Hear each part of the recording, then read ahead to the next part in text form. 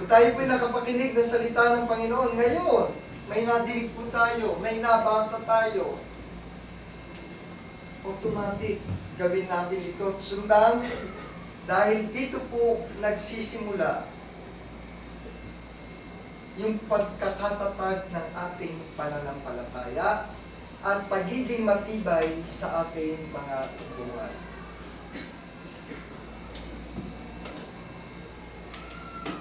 Ano po yung pinakasapang bagay na dapat natin gawin para makagawa tayo ng isang pamilya? Establish God's Word in the home, sa ating mga tahanan.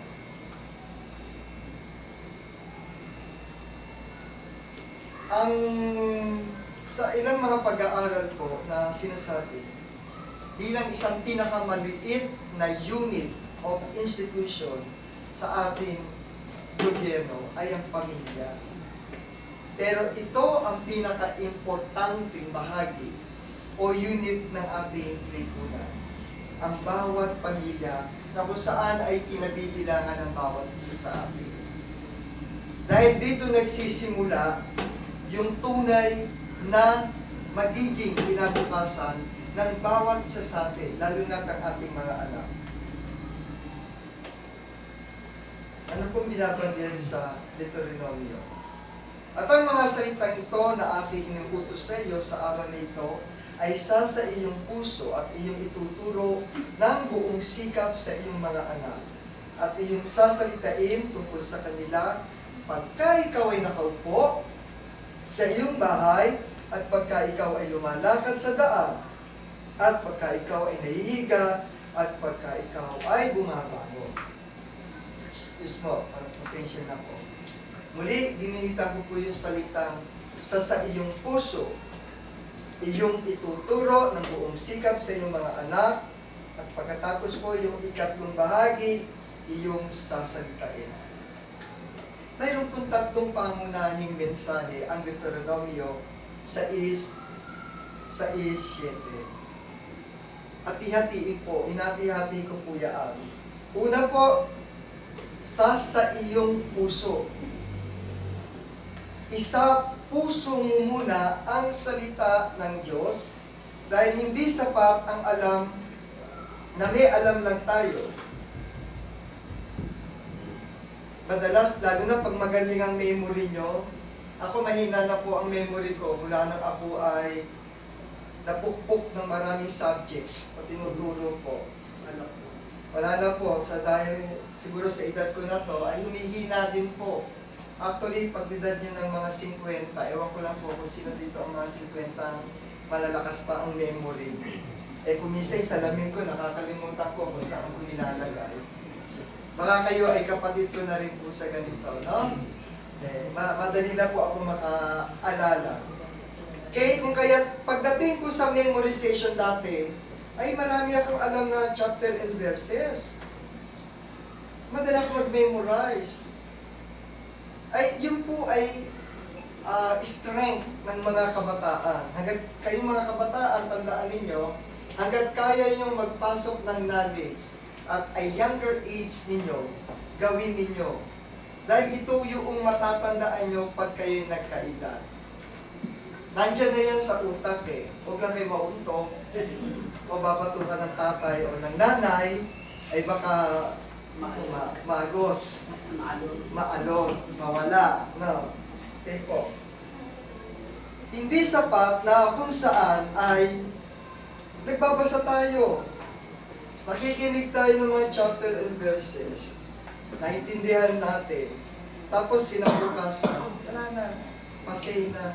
Parang chismis lang na sinabi sa'yo. Tapos ay wala na. Nakalimutan na. Ang itinuturo sa Deuteronomio ay na kung saan sa iyong puso. Isa puso muna ang salita ng Diyos. Yung ating mga napapakinggan, pinasok mo sa isip, dali mo sa puso bago mo isagawa. Yun po ang naisipahawag ng unang mensahe, sa iyong puso. Ano ang ituturo mo sa iyong anak kung walang laman ang puso't isipan mo? Yung nakita mo lang, yung nadinig mo lang. Tama po ba mali? Ikalawa, ito'y responsibilidad ng magulang ay ang pagtuturo. Malinaw po dito, sabi dito, at iyong ituturo ng buong sikap sa iyong mga anak. Kaya may responsibilidad tayo po. Huwag niyong hayaan na ito'y matutunan ng bata sa ibang tao. Baka sila'y maligaw. Kung ano yung natutunan natin, yun ang ituturo natin. Huwag niyong hayaan ng kapitbahay niyong magturo o yung tiyuhin niya ang magtuturo sa inyong mga anak. Dahil sasama ang loob niyo kapag lumaki yung anak mo, yung expectation mo ay hindi mamimit. Gusto mo yung anak mo mabait, pero dahil sa mali ang turo ng kapatid mo o ng hipag mo o sino pa man, ikaw na magulang. Responsibilidad mo ito. Hindi ito tungkulin ng simbahan o ng eskwelahan. O ng sino mang guro na kung saan ay ibabase natin sa kanila. Kaya yung mga teachers po, minsan madalas, lalo ngayon, nabe-blame po. Ibang klase teachers siya. Ganun ganito. Hindi po responsibilidad ng guro kung ano yung kinakalakihan ng ating mga anak. At ang pangatlo po na binuhitan ko ay iyong sasalitain. Anong ibig po sabihin nito? Hindi po ito yung sinabi na araw-araw tatalakan mo yung iyong mga anak. Hindi po ito yung ibig sabihin nito. Habang ikaw ay nagtuturo sa iyong mga anak, gawing bahagi ito sa iyong pang-araw-araw na gawain.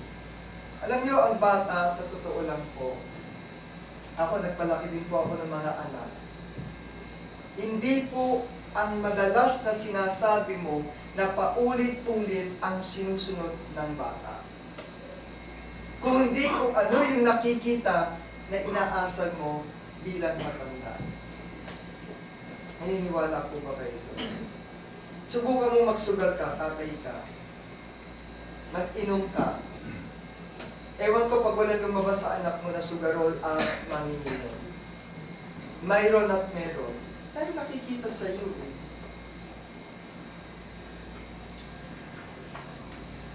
Hindi yung sasabihin mo ang nang paulit-ulit, si mama nagger. Yung parang music ka, araw-araw pinapatugtog sa bahay. Maglinis ka, gano'n ganito. Hindi ganun po. Nakakalungkot po. Lalo na sa panahon ngayon, gawin niyo sa anak niyo yun. Nakatalikod kayo. Magano ng mga mukha ng mga anak niyo na yan. Ewan ko na lamang po kung hindi totoo ang sinasabi. Ano ba yung dapat natin gawin? Para maging sentro natin. God-centered family. Practice family worship and prayer. Have you ever tried na kayo po ay bago umalis ng bahay, nakabihis na kayo? Ano po ba ang practice ninyo doon ginagawa? Pag nakabihis na, diretso na alis na, siguro ganun po ibang ginagawa natin, no? Pray muna kami bago kami malis. Yun po ang tama. Protection mo yun. Protection nyo po yun. Yung bang, bago kayo lumabas ng tahanan nyo, maramdaman nyo yung present ng Spirit ng Panginoon. Yun po yung unang dapat. Okay? Sama-sama. Na sa bawat galaw, uunahin nyo yung panalangin.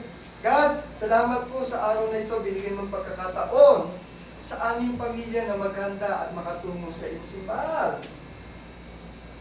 Proteksyonan mo kami, Panginoon. Ang buong pamilya, mula sa maliit, mula sa pinakamatanda, lahat po yan, Panginoon, hinihiling namin.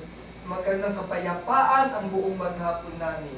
Ang aming mga matututunan salita ay maisa sa puso namin at maisa sa buhay. Ganun po. Huwag kayong magpunahan sa pagsakay ng kotse o ano pa man. O paglabas.